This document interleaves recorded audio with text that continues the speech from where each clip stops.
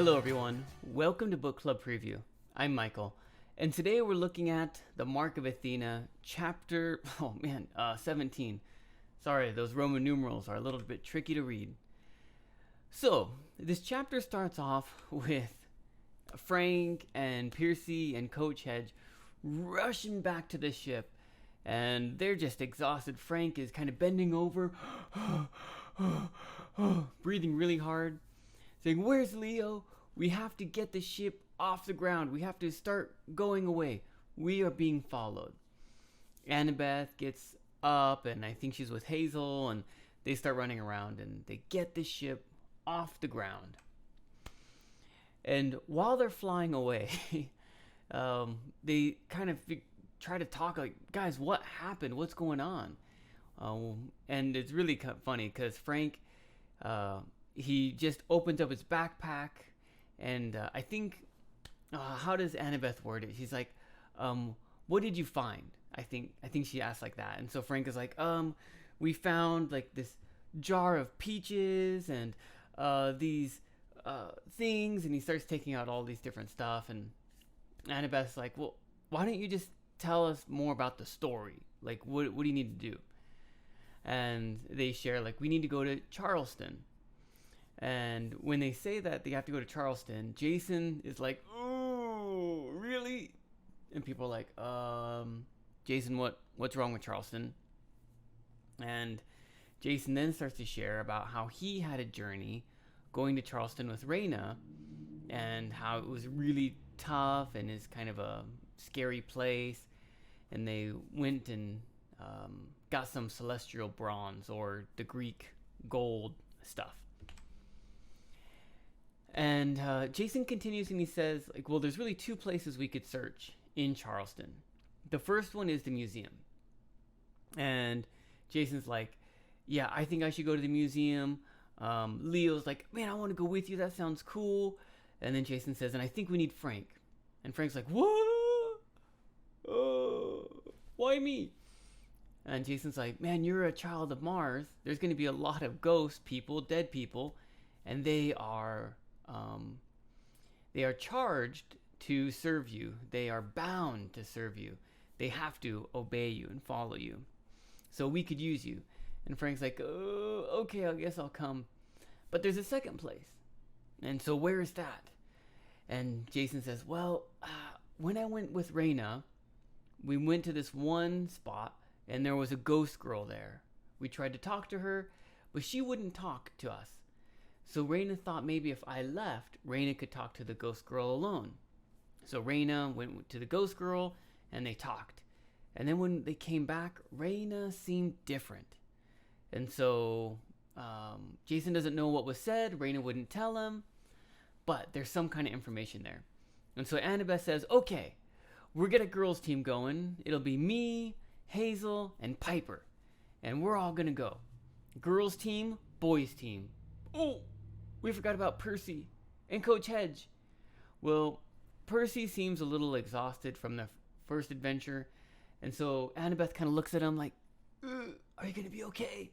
And Percy's like, "Yeah, I want to relax." And so Percy's going to step out this mission, boys and girls going on different quests. There's one problem. Between where they are and Charleston, there are a group of Roman eagles. And they don't know what they should do. If they just turn around, they're going to have to fight the Roman eagles. Jason doesn't think that's a good idea. One, the eagles are cool. I mean, man, I wouldn't want to fight and kill eagles. But they're also, Roman eagles. So if they fight them, then they'll really, really be at war with the Romans. And so they're trying to think, what can we do to distract these eagles? Luckily, though, Leo has an answer. And Leo says, "Man, I think we can distract the eagles and go the long way to Charleston and be able to get there and throw the Romans off our trail." And so everyone's like, "Well, okay, Leo, what is his plan?" And then he calls, "Buford! Buford! Come up here!"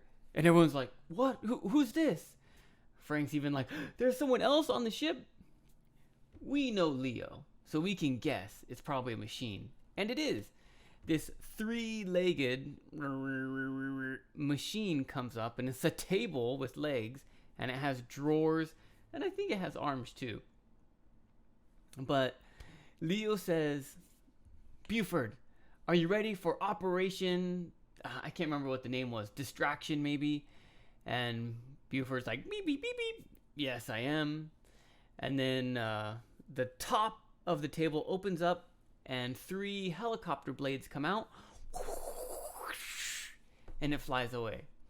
This next part is so funny. There's actually 2 parts in this story where I just laughed so hard. I think the first one is when Leo's like, man, there's a bounty on us? Oh, how much am I worth? And he's like, well, I'm probably not worth as much as like Piercy or Jason, but man, I gotta be at least twice as much as Frank. And when Frank is like, he just gets so shocked when Leo says that. He's like, maybe even 3 times as much as Frank. And so I just started laughing so hard because Leo keeps teasing Frank, especially in this chapter. He says a few things. There's even a part where Frank is using Chinese handcuffs. And that's like a roll of paper that you stick your fingers in. And if you pull out, the paper gets tighter. And so the trick is to push your finger in and it opens up and you can take him out. But Frank gets his finger caught in these. And Leo kind of makes a joke at him and other people are laughing and Frank gets really embarrassed. I didn't laugh so much at that part, but Leo was teasing Frank a lot. And in this part here, he says, don't worry, Buford has a bunch of dirty laundry from demigods in the table. And they're like, dirty laundry? What? And he says, yeah, thanks, Frank, for lending us your dirty clothes. And Frank is like, dude, that was my only extra pair of pants. And it was just so funny because Leo just kind of like stole Frank's dirty clothes and just sent them on a helicopter mission to distract the Eagles. And I don't know, I was laughing so hard when I read that. I thought it was so funny. Poor Frank, he's just like, now he only has 1 pair of jeans to wear for the whole adventure. I also laughed when he started taking things out of the backpack and was like, oh, we found this, we found this, we found this. That was just really funny too. Well, everyone kind of goes away to prepare for the quests. Hazel is a little bit reluctant because they're going to go the long way to Charleston, and that's going to take an extra day. And they really don't have enough time, but they don't really have another option. So she accepts it. So everyone's kind of off doing their own thing. Annabeth goes into her bedroom. In her bedroom, she's just thinking. She's thinking about the fight she had with her mom. And during the summertime, when Piercy was still gone, Annabeth would visit Piercy's mom at least once a week. And they would cry, and they would hug, and they would say it's going to be okay. And they would just talk about Piercy. And Annabeth would take the subway train to go visit her.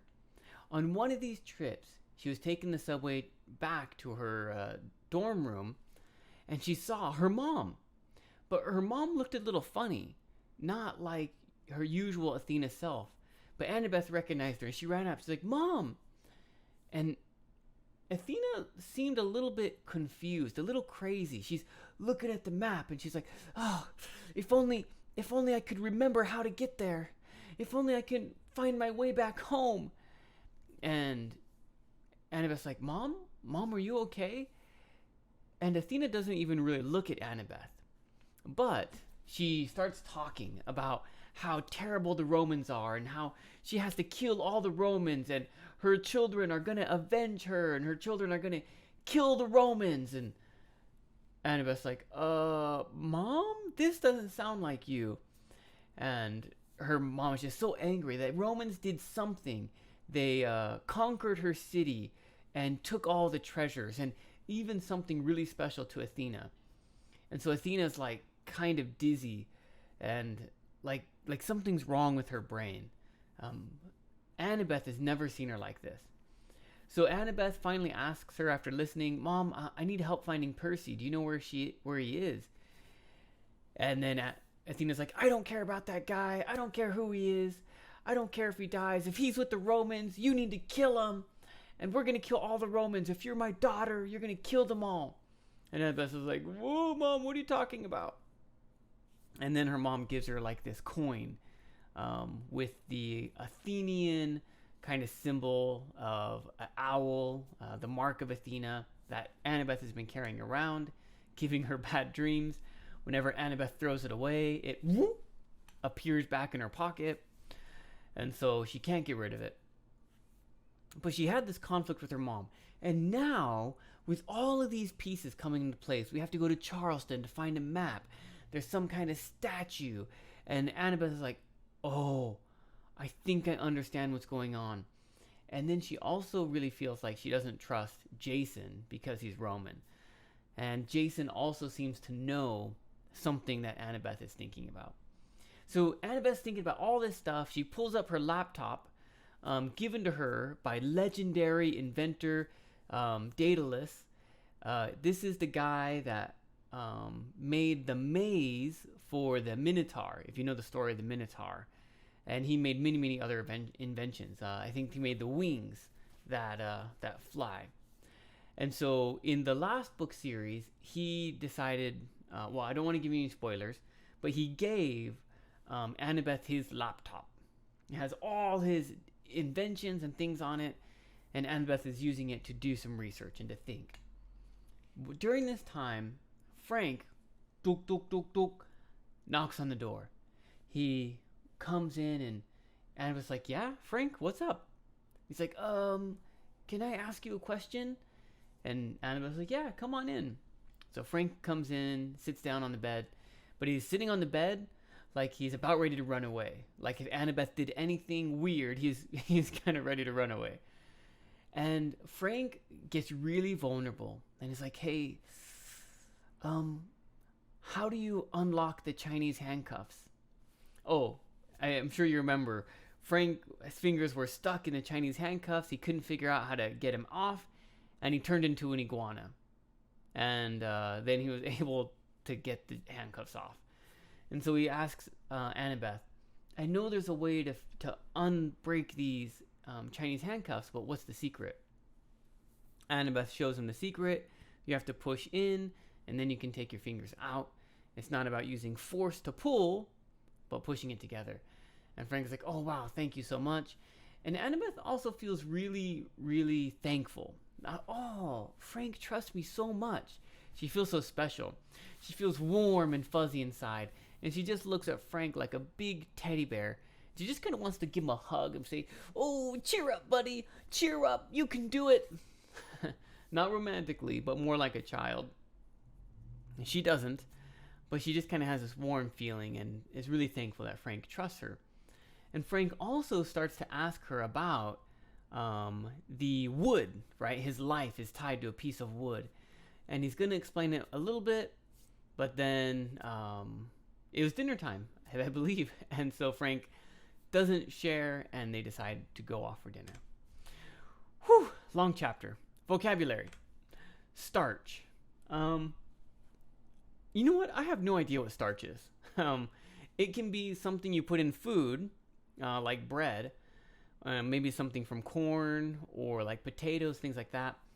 But in this case, in the old days, starch was this, I honestly don't know what it was, something that you would add to your clothes, and it would make them sharp and hard, so that way they didn't get wrinkles in them.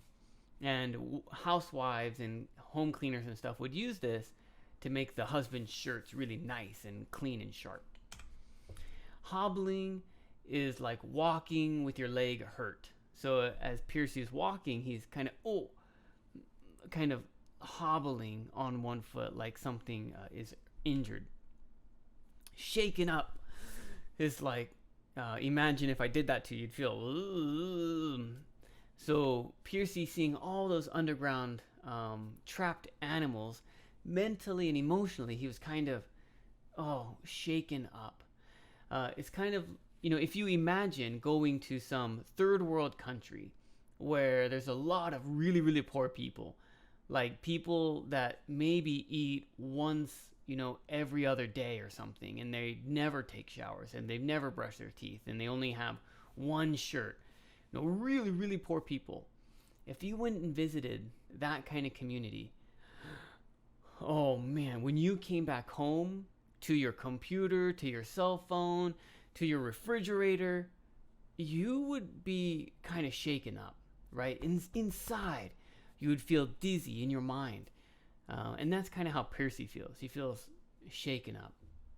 Maybe after a roller coaster, when the roller coaster stops, you feel shaken up, agitated, or agitating in this case. Agitated is like causing some pain or problem and expanding.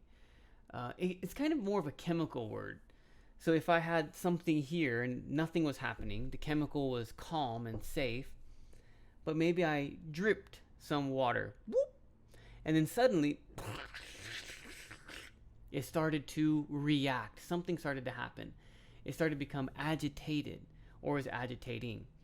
And so Annabeth feels like this new information in her brain is kind of like mixing and bubbling and like gonna come out of her ears or out of her mouth, because all the pieces are fitting together and it's about ready to explode. Another good example is if you have a soda, like a Coca-Cola or 7-Up or something, and you shake it, it becomes agitated, and all the liquid comes out. Nerves were frayed. Okay, so nerves, we kind of talk about like your stress, okay, your ability to calm yourself. We kind of call those your nerves. And so if you have strong nerves, you can do something scary and you can keep your mind. If you have weak nerves, you do something scary and you go crazy. So Percy's nerves were a little bit frayed. And I think we've had that word frayed before, maybe describing Percy's clothes before, where, if you think about a rope and it's all one piece, but after it gets old, some of the pieces kind of start to stick out and the little pieces become frayed. And so you can imagine your nerves after doing something really scary, like shaken up. Your nerves are a little, I just need some time to relax. Oh, my nerves are frayed. My confidence is a little bit wobbly right now. My mind is a little bit shaken. So I just need to calm down for a moment. And that's why Percy doesn't go on the adventure. Usurpers, these are people who overcome the king. So if there's like a king or queen or president even, and there's some team that fight them and win, these are called usurpers. They took the proper control by themselves. Usually when we think about like a queen or king, there's this idea that God or the gods chose that person and this person's family to be the king and queen. But if someone takes that place, they are usurpers. And that's usually a negative way. The people that take the place, they would say liberators, or I don't know, they would come up with a new word to make it sound really, really good. But the other team that's underneath, they'll say, oh, you usurpers, you took our spot, and it's not your spot. And that's what Athena says to the Romans.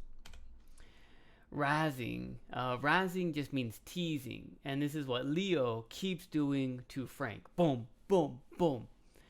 And Annabeth tells Frank, hey, everyone is trustworthy on this boat. We're a team, and we're all here for you. Even Leo. Leo's just teasing you because he's really nervous. and he's intimidated by you. And Frank's like, what? Why me? It's like, Leo can like shoot fire from his hands. And Annabeth's like, well, Frank, look at you. You're like 3 times his size. You can change to a dragon. And in her mind, and Hazel really likes you. Of course, Leo would be kind of nervous around you.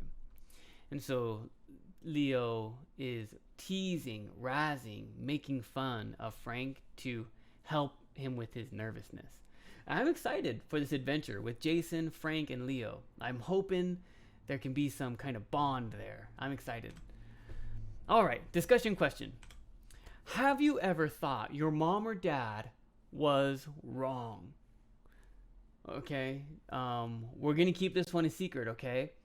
But imagine like Annabeth. Okay, maybe your mom or dad, they said something and it wasn't right. Maybe it was some fact that you had learned in school, and so you knew their information was wrong, but it was kind of hard to say. Has that situation ever happened to you? Where you ever thought your mom and dad was wrong for any reason? And please be ready to share us the story. Of course, make your own discussion question. That is all the time that we have for today, but thank you so much for joining me for this episode of Book Club Preview. I'll see you soon. Bye-bye. Hey, if you have any questions about the video today, please feel free to leave a comment in the comment section. If you had any other vocabulary words that you wanted to know what they meant, let me know. And also, if you're interested in maybe joining one of these book clubs, please leave a comment and I'll get back to you. Thank you so much for watching. Bye-bye.